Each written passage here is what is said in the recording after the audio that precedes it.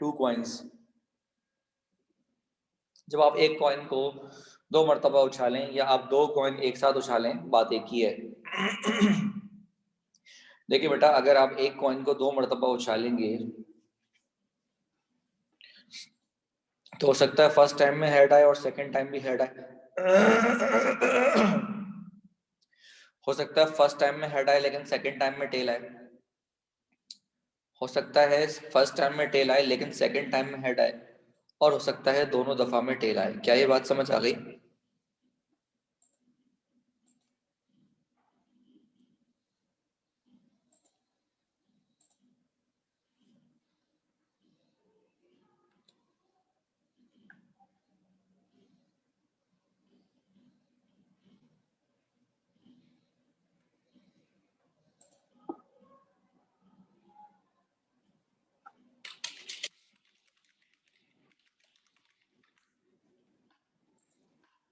जनाब, इसी तरीके से अगर हम 3 कॉइन्स को देखें तो तीनों पे हेड आ जाए।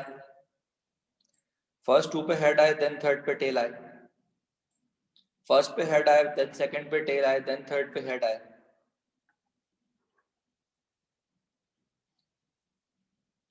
समझ आ रही बात? तो इसको याद करने के आपके पास कई तरीके हैं।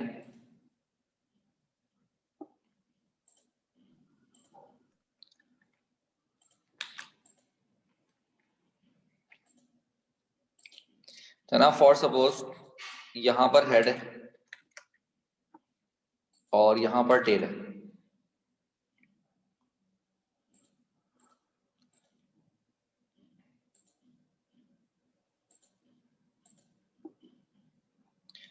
अभी तक कुछ भी नहीं हुआ, सिर्फ ये बताया मैंने कि क्या क्या पॉसिबिलिटीज हैं। तो हेड के बाद हेड आ जाए, फिर टेल आ जाए, और टेल के बाद हेड आ जाए और फिर टेल आ जाए। क्या ये बात समझ आ गई है? Head head head tail tail head tail tell.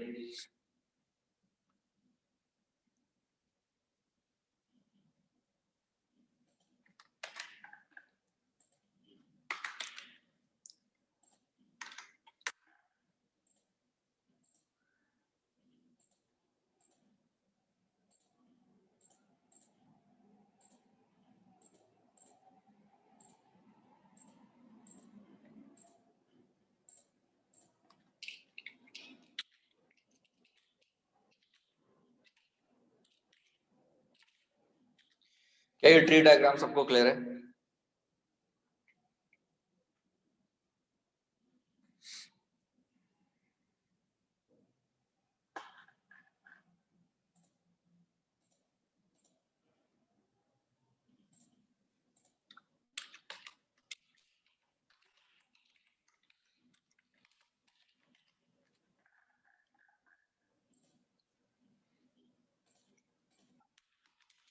बेटा, क्या ये ट्री डायग्राम सबको क्लियर है?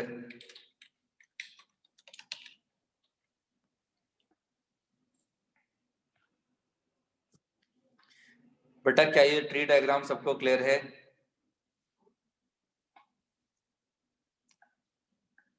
ओके, सो पहला क्वेश्चन है हमारे पास, 2 coins are toss simultaneously, the probability of obtaining at least one head.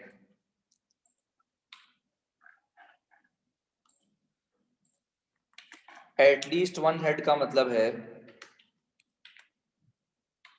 कि आपको या तो दोनों पे हेड चाहिए,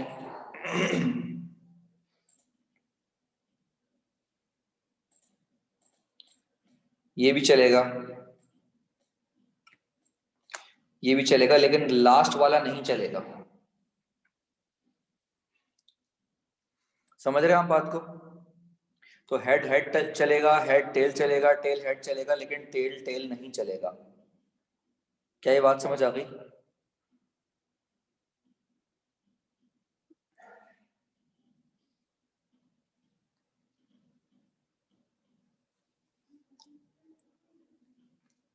तो इसका मतलब इसका आंसर 3/4 क्यों आएगा? क्योंकि हमारे पास 4 पॉसिबिलिटीज हैं और 4 में से हमने 3 यूज किए। तो इसका जो आंसर आएगा वो आएगा जनाब 3/4।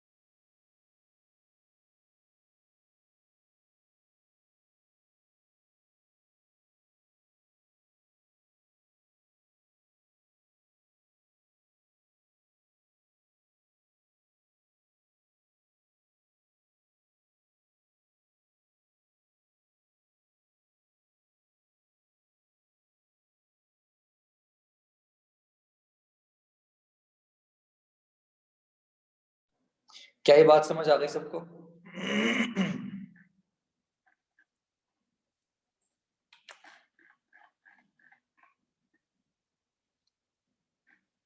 नेक्स्ट क्वेश्चन में कह रहे हैं नो टेल। नो टेल का मतलब ऑब्वियसली ये है कि आपके पास दोनों हेड्स आ जाएं। तो जनाब ये प्रोबेबिलिटी आएगी आपके पास 1/4। 3 वाले में आवाज नहीं आई। एग्जैक्टली वन टेल का मतलब है कि आपके पास सिर्फ एक टेल आए, या तो हेड टेल आए या फिर टेल हेड आए। तो ये दो पॉसिबिलिटीज हुई ना। अगर मैं ये वाला भी ले लूंगा तो ये दो टेल्स हो जाएंगे ना।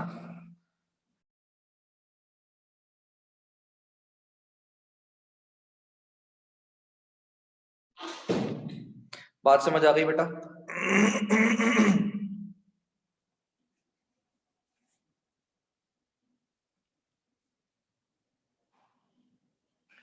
तो सर हमने फर्स्ट वाले में क्यों 1 लिया?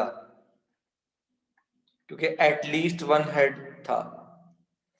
एटलीस्ट 1 हेड का मतलब है कि 2 हेड भी चलेंगे और 1 हेड भी चलेगा।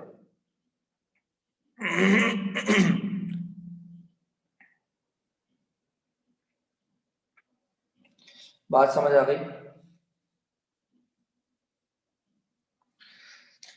3 कंडीशंस फुलफिल हो रही है ना हमारी। देखें बेटा, हमारी 3 कंडीशंस फुलफिल हो रही है ना। पहले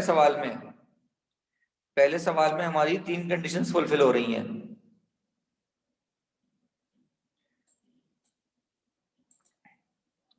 हमें कहा गया है एटलीस्ट 1 हेड। एटलीस्ट 1 हेड का मतलब है एक हेड भी चलेगा और 2 हेड भी चलेंगे।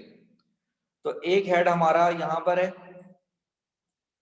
और यहां पर है, और 2 हेड हमारे यहां पर है। तो एटलीस्ट 1 हेड का मतलब है एक हेड भी चलेगा, 2 हेड भी चलेंगे।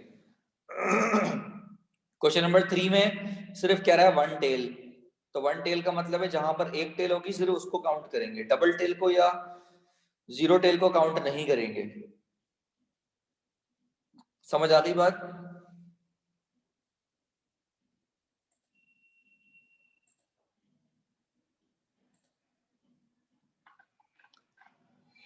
क्वेश्चन नंबर 4 भी क्लियर हो गया।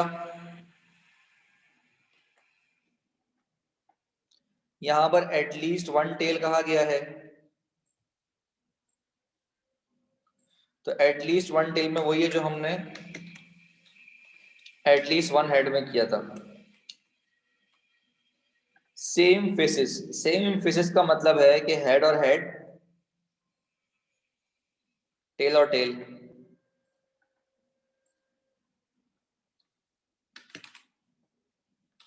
तो जनाबी बनेगा 2/4, दैट इज 1/2।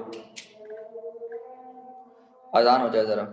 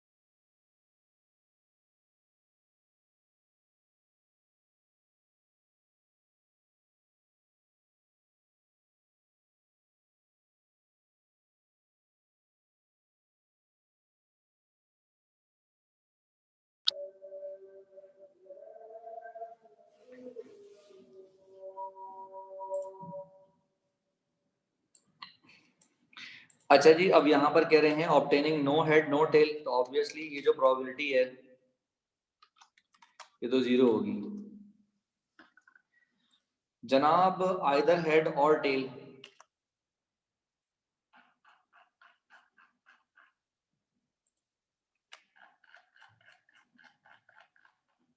आइदर हेड और टेल का मतलब है कि सब कुछ ही शेड हो जाएगा,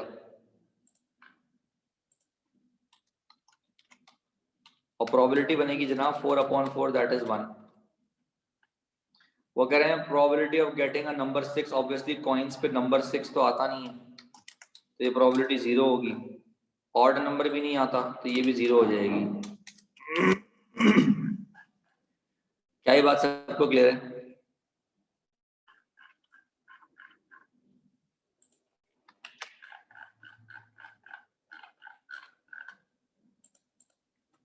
यहाँ तक सबको क्लियर है?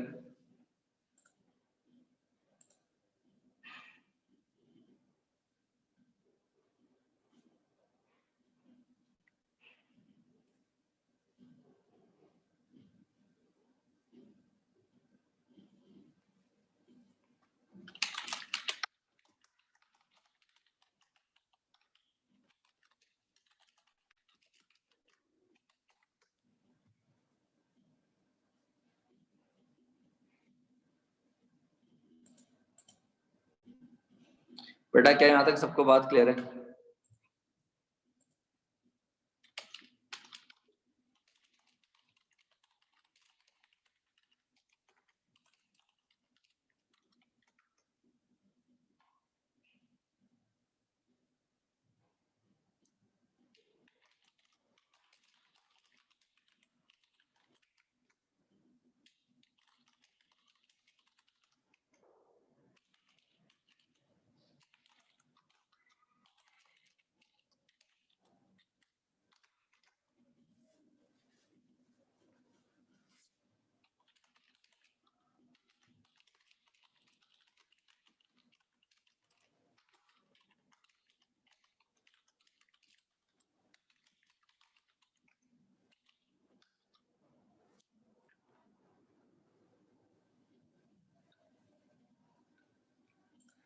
अच्छा जनाब, क्वेश्चन नंबर 11 में क्या कह रहे हैं कि at least one tail. At least one tail का मतलब है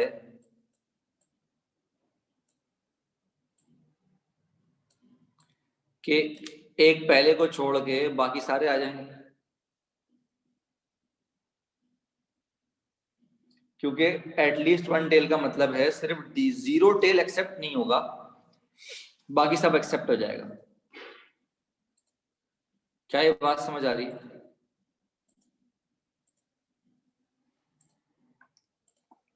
तो जनाब ये प्रोबेबिलिटी बनेगी 7/8।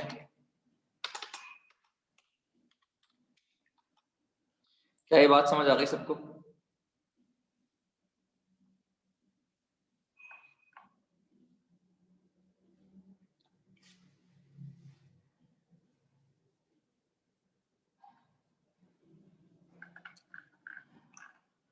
जनाब नेक्स्ट क्वेश्चन में अब हमसे मांग रहे हैं एटलीस्ट 2 हेड। एटलीस्ट 2 हेड का मतलब है कि 3 हेड भी चलेंगे और 2 हेड भी चलेंगे, लेकिन एक हेड नहीं चलेगा।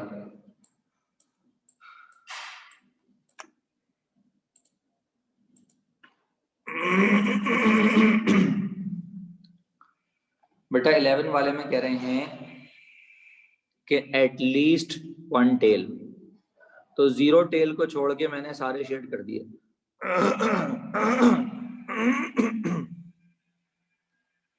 मतलब हेड हेड हेड में 0 टेल होगा ना, उसके अलावा सारे काउंट कर लिए मैंने। बात समझ आ गई?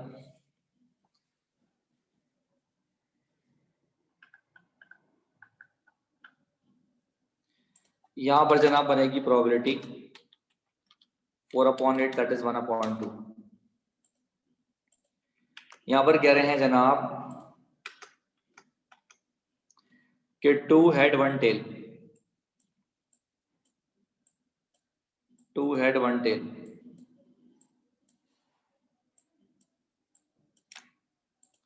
तो जनाब ये है हमारे पास 3 कंडीशंस आउट ऑफ 8। क्या ये बात समझ आ गई?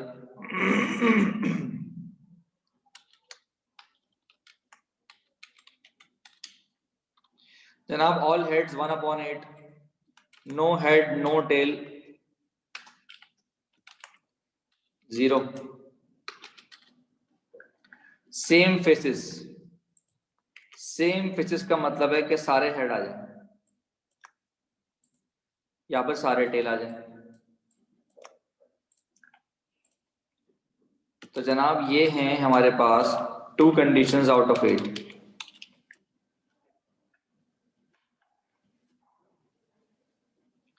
ये टेबल याद करें यार, अगर आईक्यू तेज है तो याद करने की जरूरत नहीं पड़ेगी, वैसे ही कर लेंगे आप।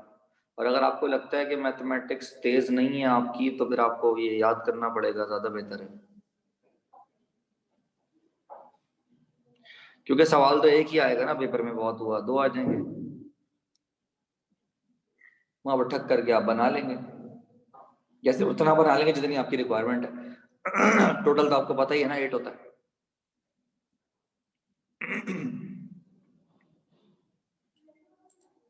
ठीक है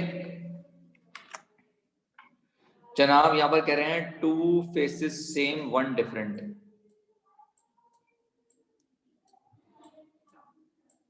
2 सेम फेसेस 1 डिफरेंट।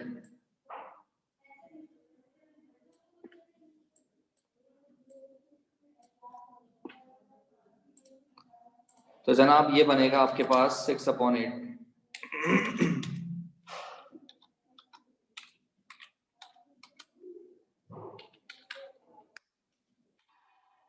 बात समझ आ गई? आइदर हेड और टेल। तो जनाब ये तो सब कुछ ही आ गया, 8/8। वो कह रहे हैं middle one is tail. Middle one is tail का मतलब है कि सेकंड जो हो ना वो टेल हो।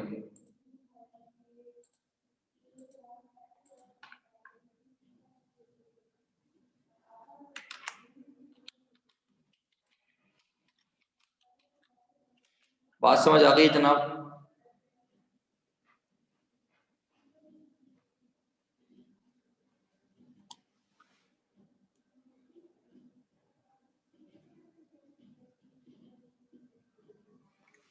बेटा क्या ये बात क्लियर है सबको?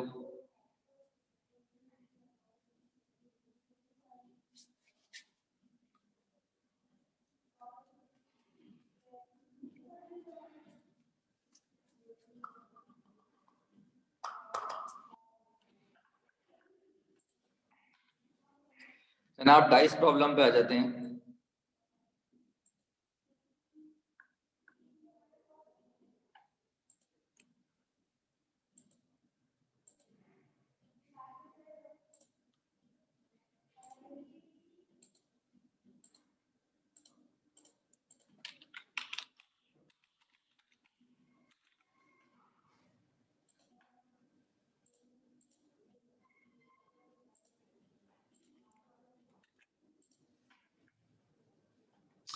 जनाब गेटिंग अ नंबर 4।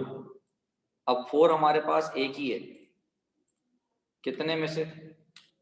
6 में से। तो प्रोबेबिलिटी बनेगी जनाब 1/6।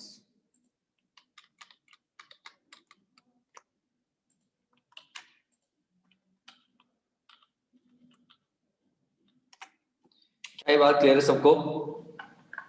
Getting a number greater than 4, greater than 4 हमारे पास 5 भी है 6 भी है। तो जनाब ये प्रोबेबिलिटी हो जाएगी 2/6, दैट इज 1/3। क्या ये बात समझ आ गई?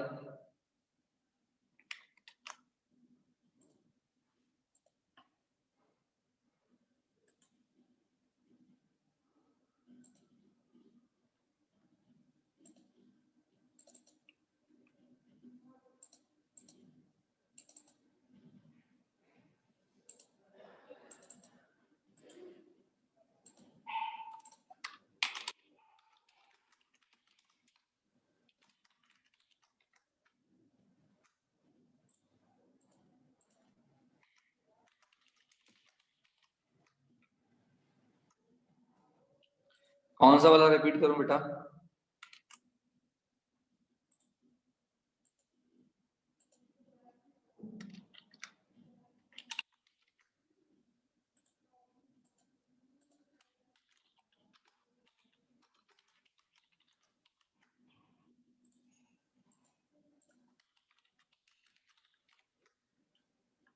Twenty two. अच्छा, 22 तो पढ़ाया नहीं अभी, कराऊंगा। 22 में कह रहा है नंबर ग्रेटर देन 4, तो ग्रेटर देन 4 में 4 भी आएगा, 5 भी आएगा, 6 भी आएगा, तो प्रोबेबिलिटी हो जाएगी जनाब 3/6, 1/2। क्या ये बात समझ आ गई?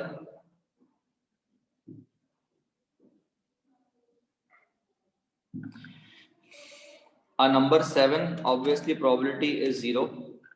A number less than 7, obviously all of them are less than 7.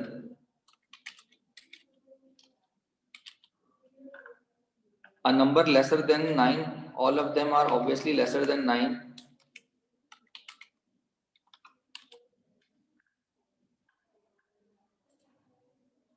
Drawing a 5 or a 4.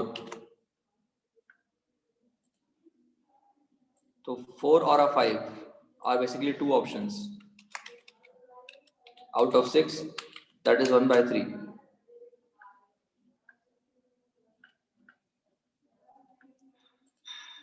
Now read the question carefully. 2 faces are 1. 3 faces with 2. And 1 face with 3. So they are asking for the probability of 2. So 2 comes here 3 times out of 6. That is 1/2. Any problem in this question?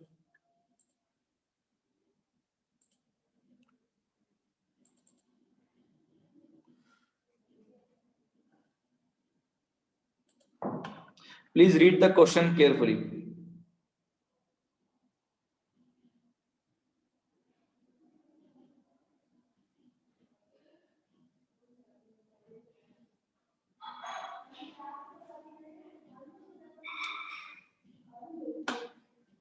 Please read the question carefully, and when you are done, please tell me that I have read the question.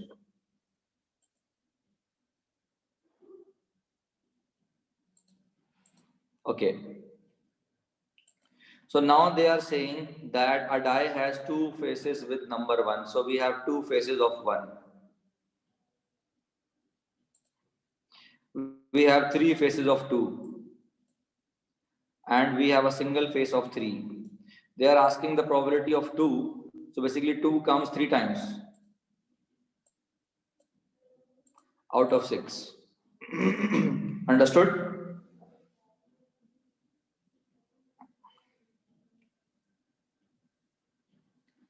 Okay.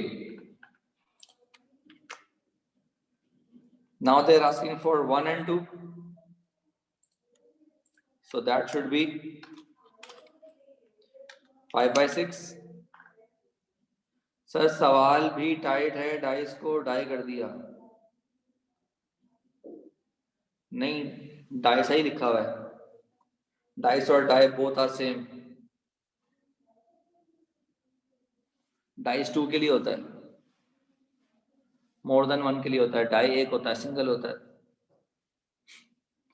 अच्छा जी, 3 complement का मतलब है कि they are asking other than 3।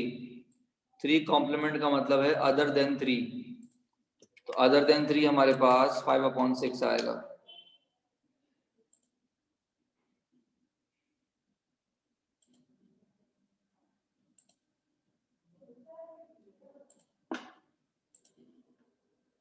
Understood?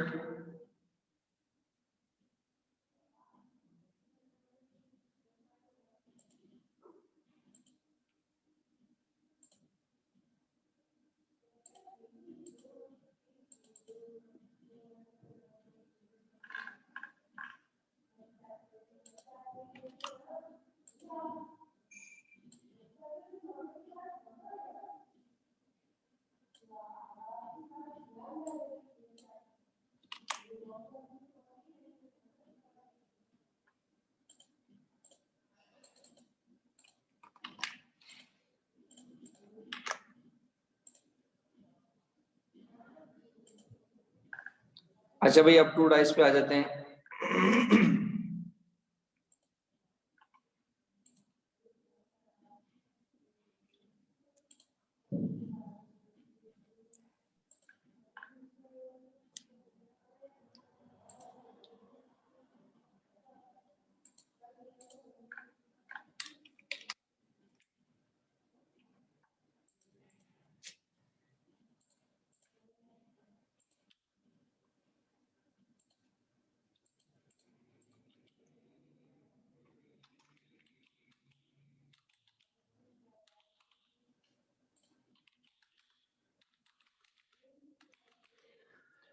To dice का मतलब है जनाब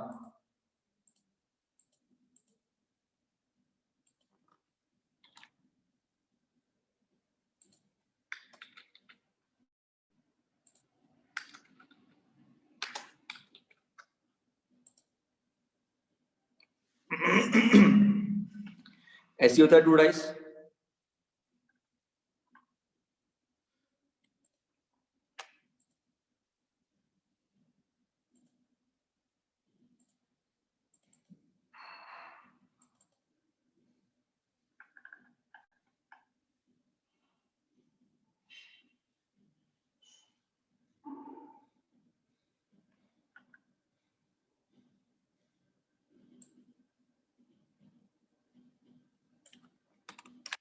yes class.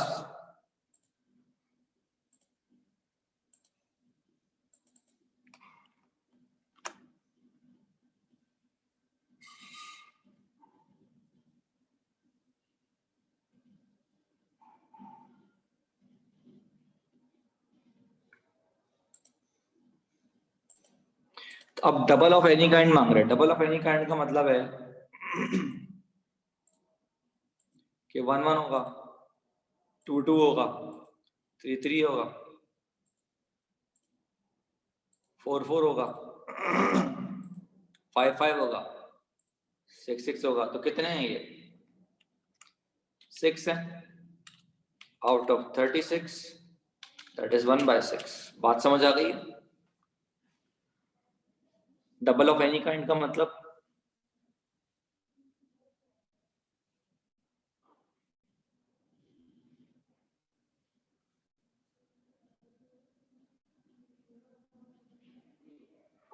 Denominator में 36 इसलिए है क्योंकि 36 पॉसिबिलिटीज है टोटल। टोटल हमेशा अपॉन में आता है।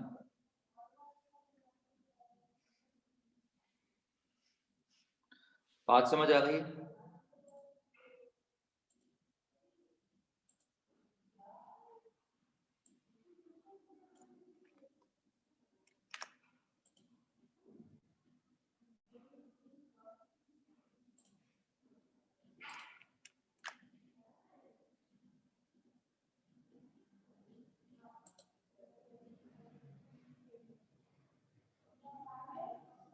क्या ये बात समझ आ गई सबको?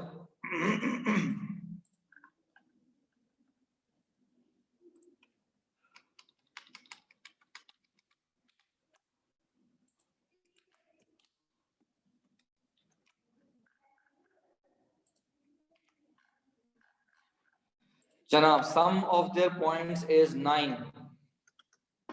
सम ऑफ देयर पॉइंट्स इज 9 का मतलब है कि 3 6 होगा, 4 5 होगा, 5 4 होगा और 6 3 होगा। क्या ये बात समझ आ रही है?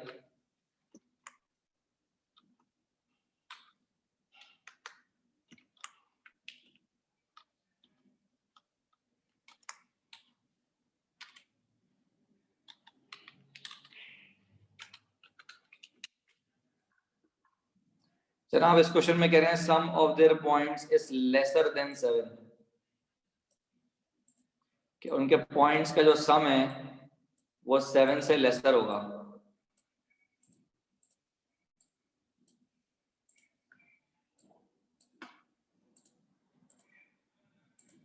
क्या ये बात समझ आ रही सबको? तो हाउ मेनी ऑफ देम? 4 3 नहीं, हाँ 15। तो probability will be 15 upon 36, that is 5 5 upon 12। Understood? Any problem?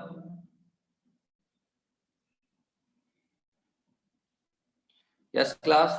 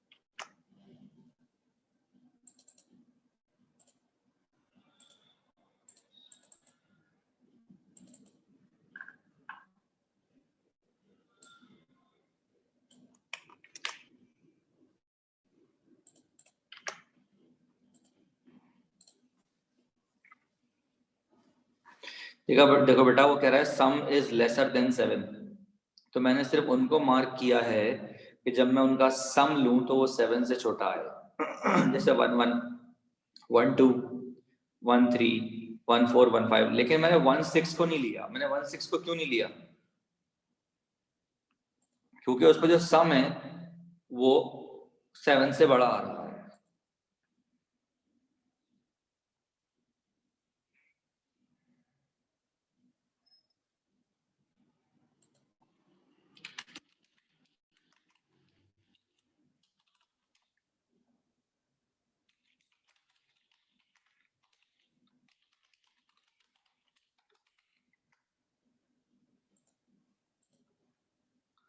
Is that clear till now?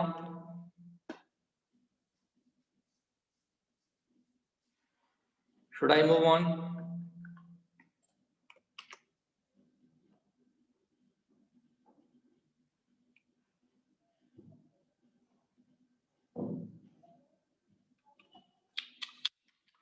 क्या कर दिया मैंने?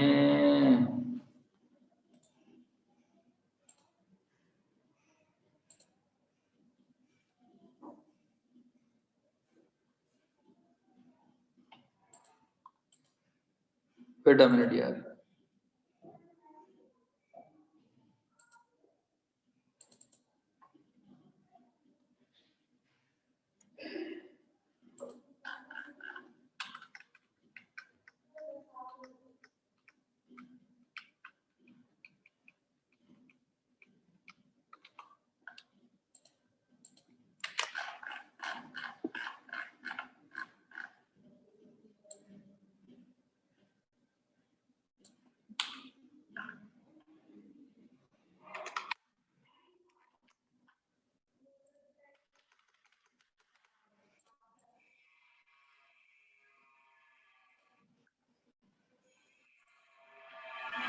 ओके, अब हमसे क्या कह रहे हैं? Sum of their points is lesser than 10, is greater than, sorry,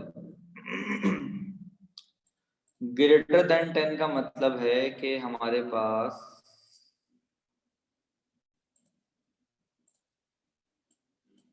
बस ये 3 होंगे।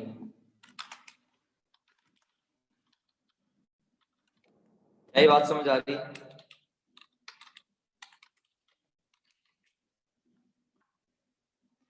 बेटा क्या ये बात समझ आ रही है?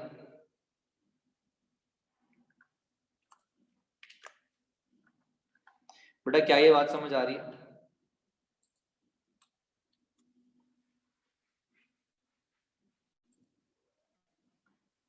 Four plus six greater than 10 नहीं होगा ना, 10 से ग्रेटर चाहिए।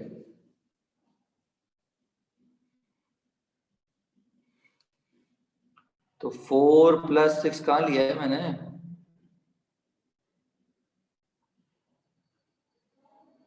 क्या कह रही हूँ मामा बेटा?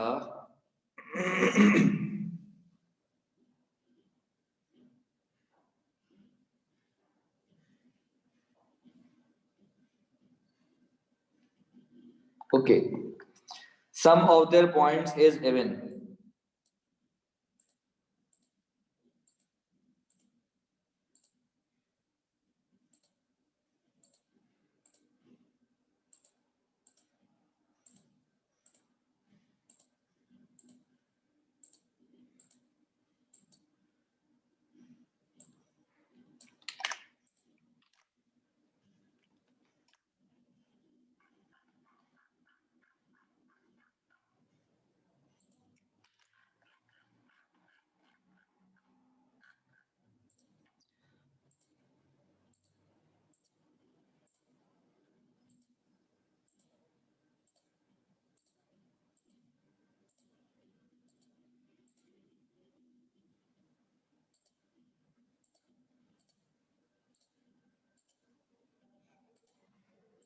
ठीक है जनाब। सो आधों का जो सम है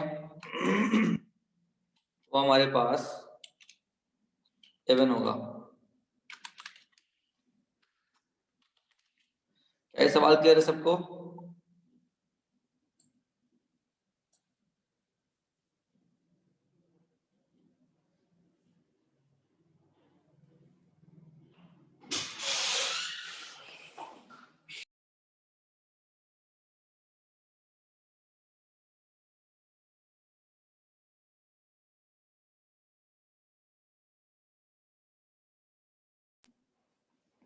क्लियर है बेटा सवाल? सम ऑफ देयर पॉइंट्स इज 13, तो ऑब्वियसली ऐसा कुछ भी नहीं है, तो जीरो आएगा प्रोबेबिलिटी।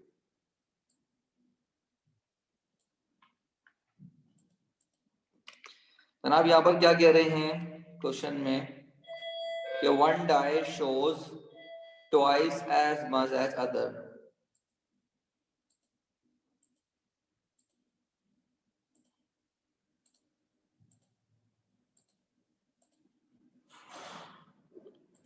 तो आप देखें कि हमने वो लिए हैं जिसमें एक डाइस दूसरे का ट्वाइस हो।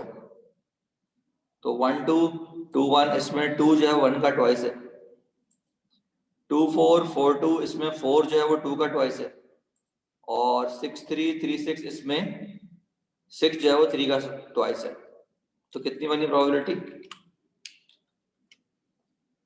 6/36। बात समझ आ गई जनाब?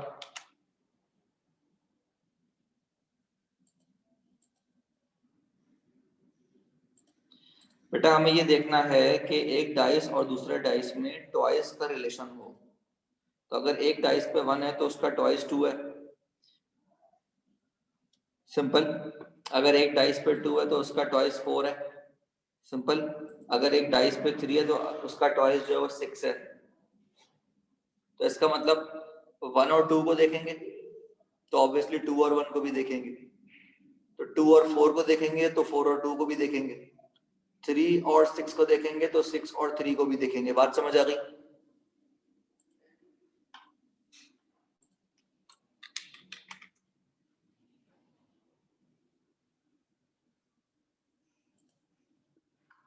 क्लियर है बेटा? नेक्स्ट में वो कह रहे हैं सम लेसर देन और इक्वल टू 12, तो इसमें सारे आ जाएंगे। वो कह रहे हैं सम ऑफ 7 और 11। तो पहले सम ऑफ 7 देख लिया हमने, उसके बाद हमने सम ऑफ 11 देखना है। तो जनाब that would be 8/36, that is 4/9, नहीं 2/9। वो कह रहे हैं मल्टीपल ऑफ 3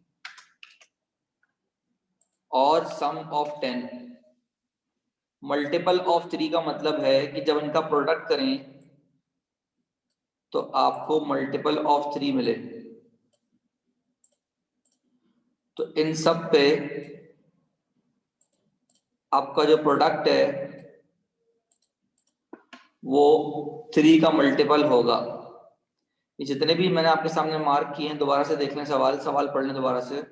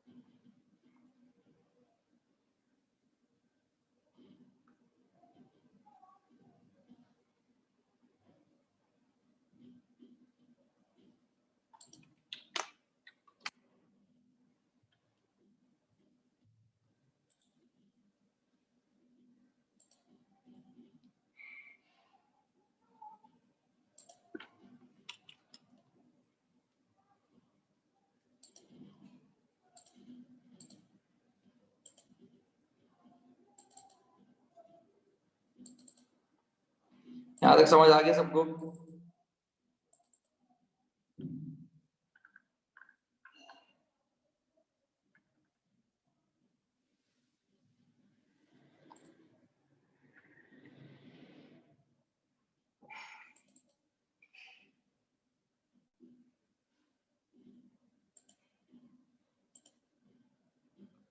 उसके बाद वो कह रहे हैं सम ऑफ 10।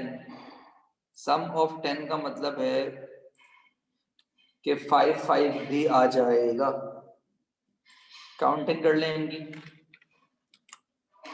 जनाब ये हो जाएगा 21/36, दैट इज 7/12। क्लियर है जनाब?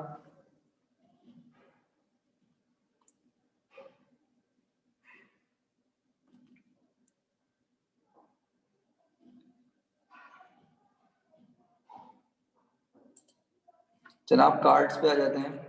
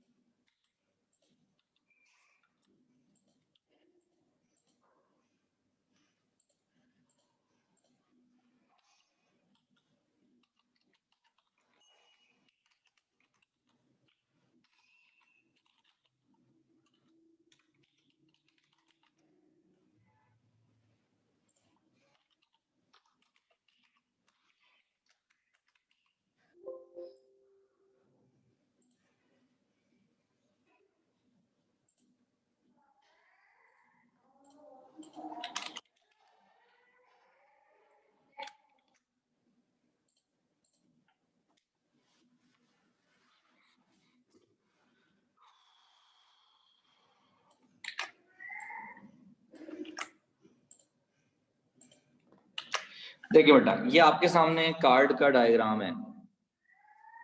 अब कार्ड हमारे पास दो किस्म के होते हैं, या तो ब्लैक होते हैं या तो रेड होते हैं। ब्लैक के अंदर भी दो होते हैं, स्पेड होते हैं और क्लब होते हैं। रेड के अंदर भी दो होते हैं, हार्ट होते हैं और डायमंड होते हैं। अब स्पेड में कौन कौन से कार्ड्स होते हैं? 1 2 3 4 5 6 7 8 9 10।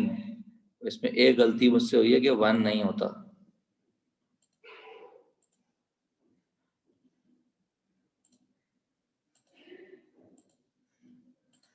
ये स्टार्ट होता है 2 से। 2 3 4 5 6 7 8 9 10। Ace, A for ace, J for jack, Q for queen and K for king. Okay, क्या ये टेबल क्लियर है कि कार्ड्स कितने किस्म के होते हैं और कौन कौन से होते हैं? क्या ये बात सबको क्लियर है?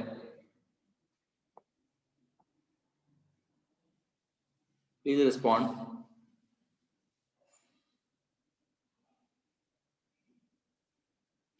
सर एक डेक में 48 होते हैं? नहीं नहीं, 52 हैं। 52 होंगे ये।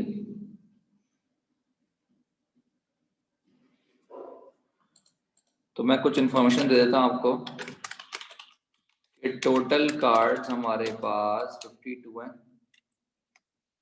इसमें से फेस कार्ड्स जो हैं वो होते हैं जैक, क्वीन और किंग। ठीक है जी। अच्छा, अब हमसे क्वेश्चन में क्या कहा जा रहा है? क्वेश्चन में कहा जा रहा है रेड कार्ड। तो रेड का मतलब है ये सारे शेड हो जाएंगे। तो जनाब प्रोबेबिलिटी आएगी इसकी 26/52, दैट इज 1/2।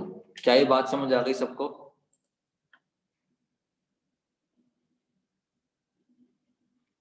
बेटा क्या ये बात समझ आ गई सबको? अगले में हमसे कह रहे हैं what is the probability it is a jack, queen और किंग। तो जैक, क्वीन और किंग जो है वो हमारे पास कितने हैं? 12 है आउट ऑफ 52। जनाब ये जाएगा 4/13। बात समझ आ गई?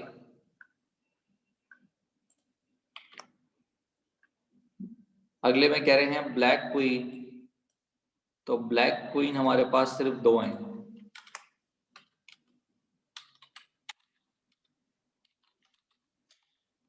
बात समझ आ गई?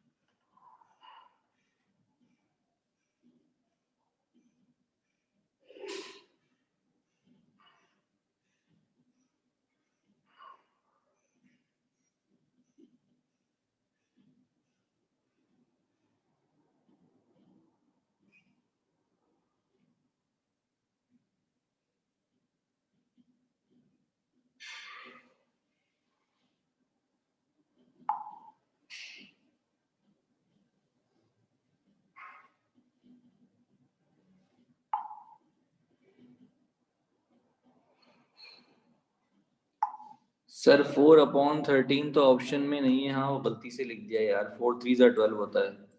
सॉरी भाई। ठीक है।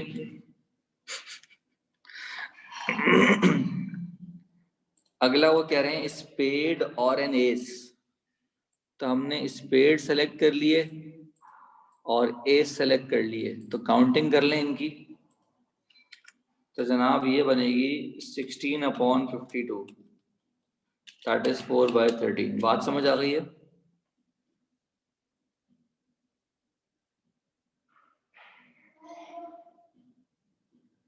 बेटा क्या ये बात समझ आ गई है सबको?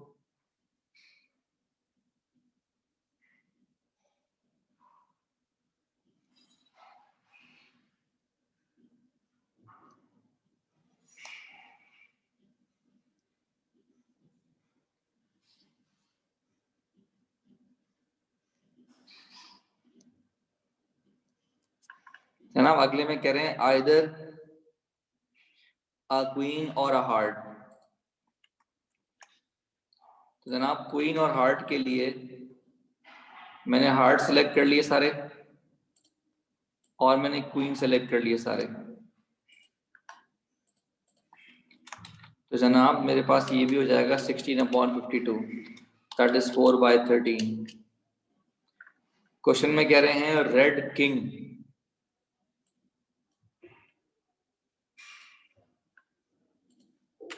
तो जनाब रेड किंग कितने हैं? 2/52, दैट इज 1/26।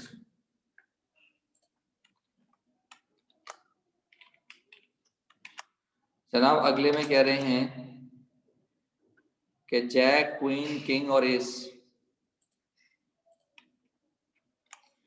तो जनाब ये हो जाएगा 16/52,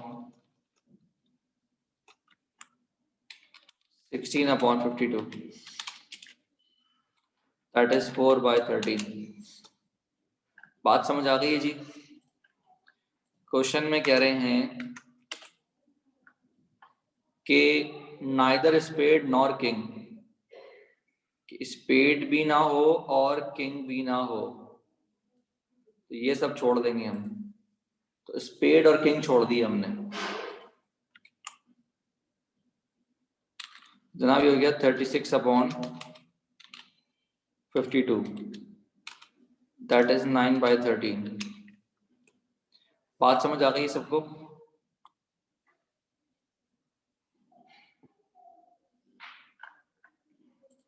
क्या ये बेटा बात समझ आ गई है? नहीं समझ में आ रही हाथ के हाथ पूछ लें बेटा।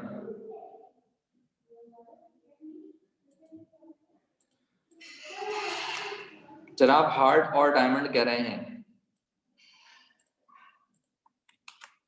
तो जनाब प्रोबेबिलिटी हो गई 26/52, दैट इज 1/2।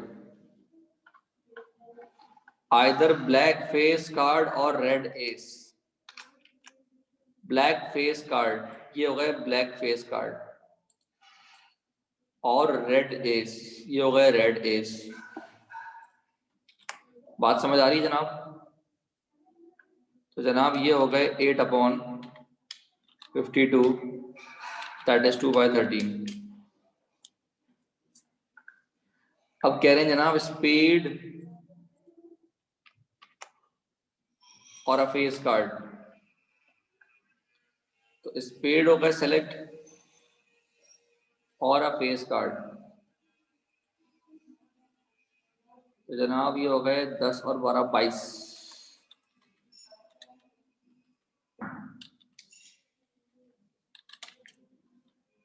क्या ये बात समझ आ गई?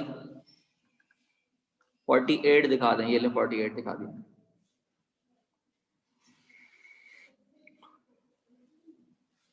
बात समझ आ गई?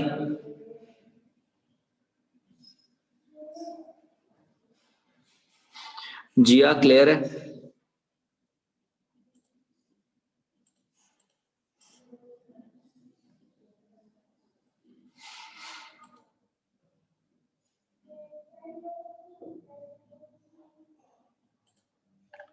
आगे बढ़ जाएं।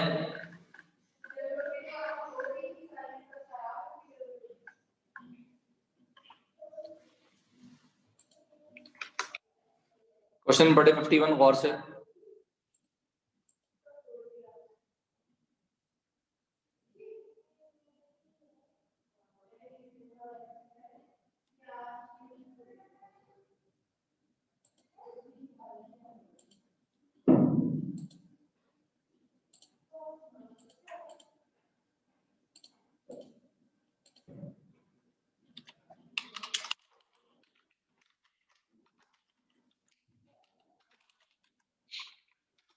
क्वेश्चन पढ़ लें।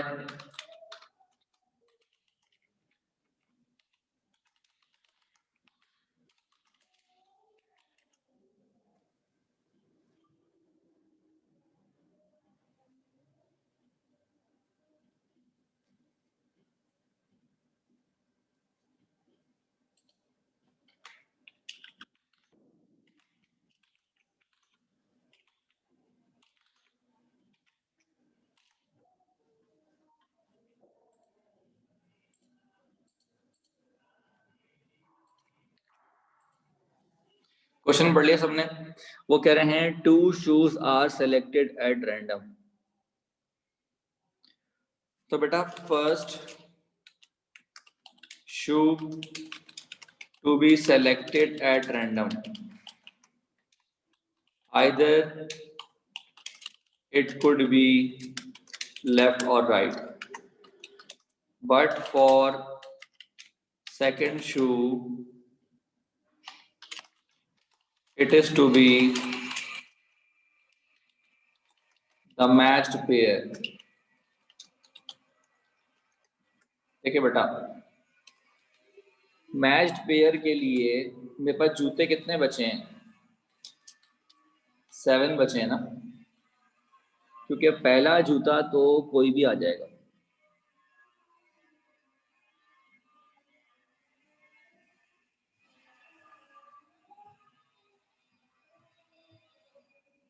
पहला जूता मैंने रैंडम उठाना है, लेकिन दूसरा जूता मैं देख के उठाऊंगा, तो पहले जूते की सिलेक्शन मेरे पास मैटर नहीं करती, लेकिन दूसरा जूता उसी का पेयर हो वो एक ही होगा। फॉर सपोज अगर मैंने पहला जूता ये उठाया है, तो अगला उसका पेयर बाकी 7 में से एक ही है। इस बात को जरा समझें, बाकी 7 जूतों में से उसका जो पेयर है वो एक ही है। तो पहला जूता मैं कोई सा भी उठाऊं, अगला उसका पेयर एक ही पड़ा हुआ है जो कि बाकी 7 जूतों में से है, तो प्रोबेबिलिटी हो गई 1/7। क्या ये बात समझ आ गई?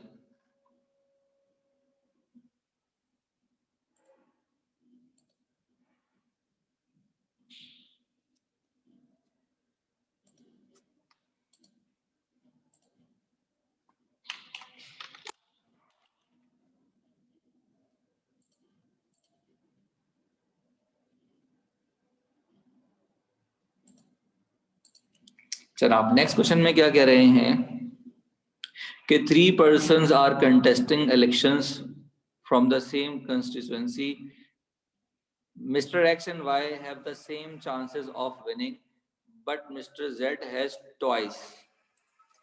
तो इसका मतलब है कि अगर मैं x ratio y ratio z देखूं तो ये 1:1:2 है, और मुझसे पूछ रहे हैं प्रोबेबिलिटी कि x ना जीते। तो x ना जीतने का मतलब है 1 माइनस प्रोबेबिलिटी ऑफ x, या फिर मैं ये कहूं कि probability of y plus probability of z है। क्या ये बात समझ आ रही है?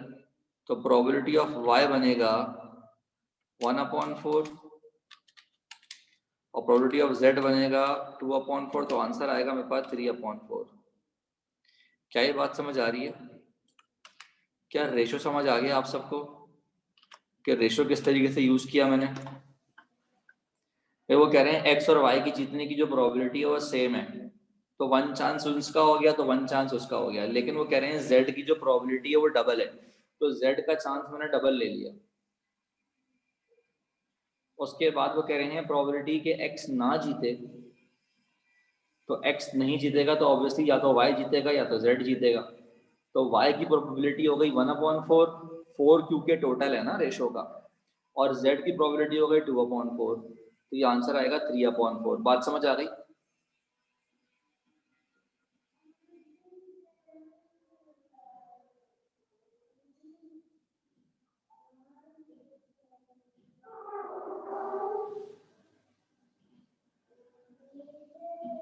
बेटा क्या ये बात समझ आ गई सबको?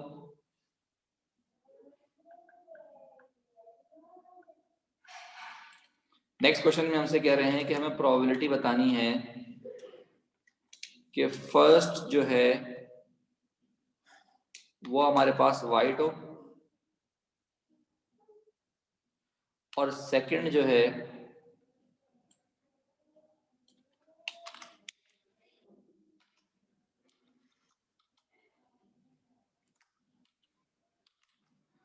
फर्स्ट हमारे पास वाइट हो और सेकंड हमारे पास ग्रीन हो। तो फर्स्ट अगर वाइट है तो जनाब उसकी प्रोबेबिलिटी होगी 4/9, और सेकंड हमारे पास ग्रीन है तो उसकी प्रोबेबिलिटी होगी 5/8। क्या ये बात समझ आ रही है?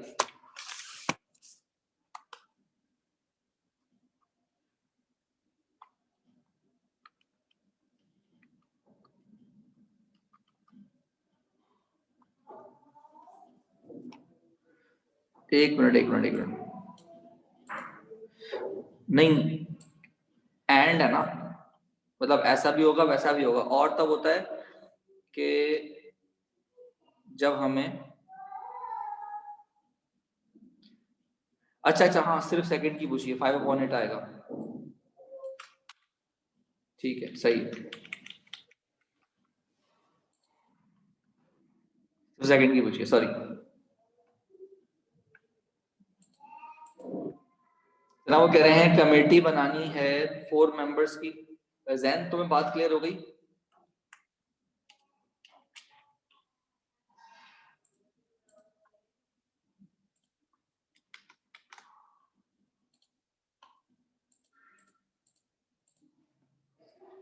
देखो क्वेश्चन में क्या कह रहे हैं, क्वेश्चन में ये कह रहे हैं कि आपके पास मैन है, आपके पास वुमेन है और आपके पास टोटल है। भाई टोटल हमारे पास जो है वो 12 लोग हैं, उसमें से 4 निकाल रहे हैं और रिक्वायरमेंट हमारी ये है कि हमें 7 में से 2 मेन निकालने हैं और 5 में से 2 वुमेन निकालनी है। तो क्योंकि ये सिलेक्शन है तो आप देखें मैंने ये ना कॉम्बिनेशन से करना है। बात समझ आ रही नहीं आ रही?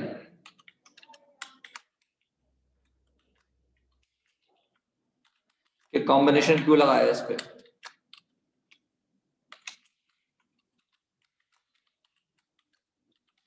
बेटा क्या ये बात सबको समझ आ रही है कि कॉम्बिनेशन क्यों लगाया हमने?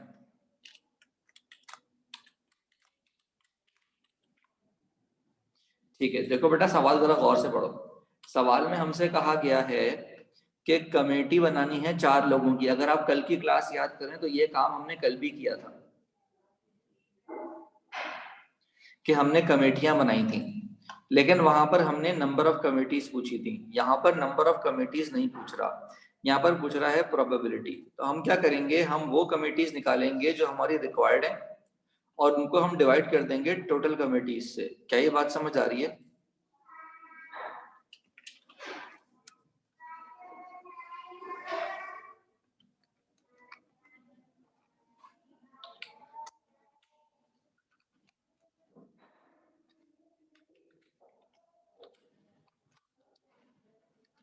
जनाब कैंसिल हो गया, आएगा ये 14/33। क्लियर है जनाब?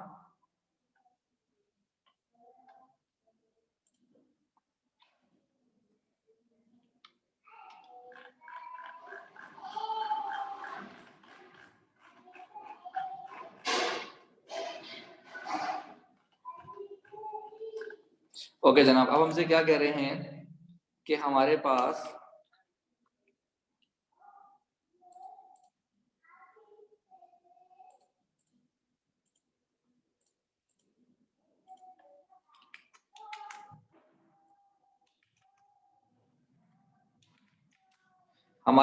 कॉन्सोनेंट्स भी हैं, हमारे पास वॉवेल्स भी हैं और हमारे पास टोटल भी हैं। तो हमारे पास जो टोटल हैं वो 9 है और 9 में से हमें 3 सेलेक्ट करने हैं। वो ये कह रहे हैं कि हमें मोर देन 1 वॉवेल सेलेक्ट करने हैं। तो हमारे पास कॉन्सोनेंट 5 है, वॉवेल 4 है। कॉन्सोनेंट 5 है, वॉवेल 4 है। मोर देन 1 वॉवेल का मतलब है या तो हम 2 वॉवेल सेलेक्ट करेंगे या तो हम 3 वॉवेल सेलेक्ट करेंगे। क्या ये बात समझ आ रही है?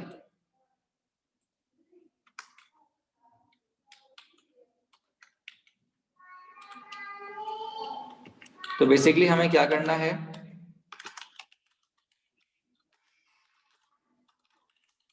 Selection of 1 vowel plus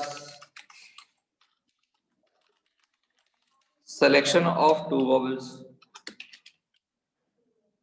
divided by total।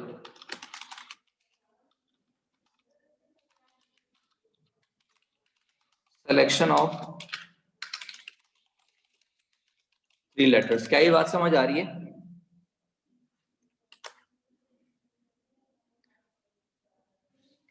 More than 1 vowel है तो यहां पर 2 आएगा और यहां पर 3 आएगा। सॉल्व मैंने ठीक किया, लिख गलत दिया।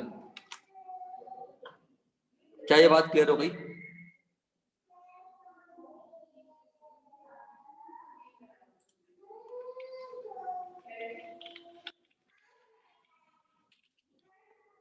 जनाब सवाल सॉल्व कैसे होगा? ये हो जाएगा 5 multiply by 4 into 3 2 into 1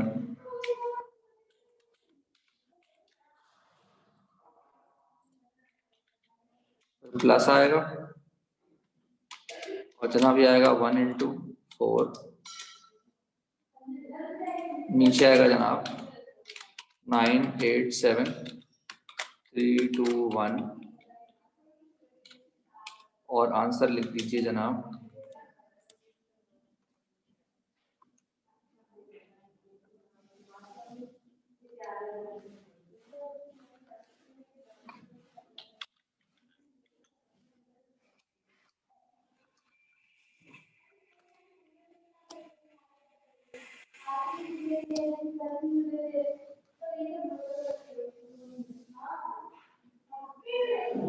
sir ये इतनी सी जगह में कैसे होगा, क्या मतलब?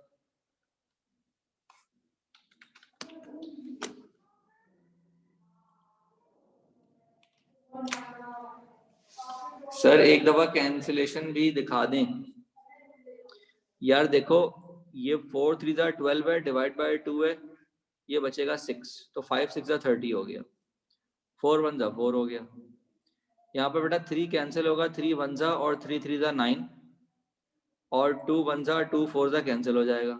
सर मतलब रफ वर्किंग की स्पेस नहीं दी हुई होती पास पेपर्स में। सो बेटा ये मैं यहाँ पर खोल खोल के लिख रहा हूँ क्योंकि मैं आपको एक्सप्लेन कर रहा हूँ। आप ये जो अभी मैंने सेलेक्ट किया है पेपर में, ये क्यों लिखोगे? नहीं लिखोगे ना आप डायरेक्ट अपना काम शुरू करोगे, जो कि आप सिर्फ ये वाला स्टेप लिखोगे,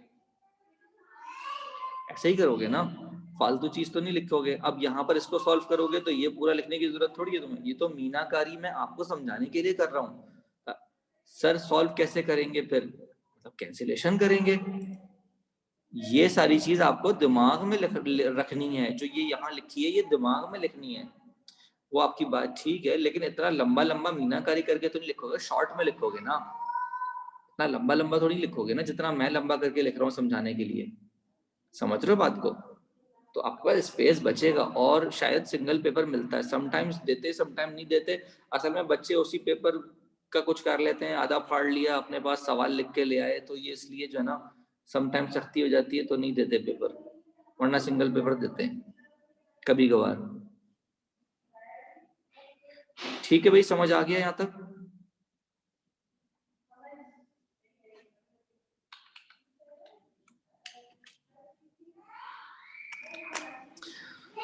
बेटा क्वेश्चन नंबर 56 से लेकर फिर ऑनवर्ड्स कल हम सबसे पहले शुरू में कर लेंगे ये सवाल हमारे, ताकि खत्म हो जाएंगे कल इंशाल्लाह शुरू के आधे घंटे में।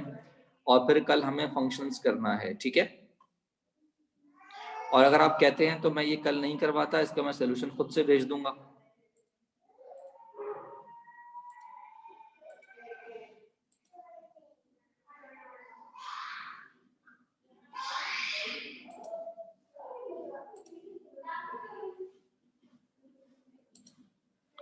क्या कहते हैं आप लोग?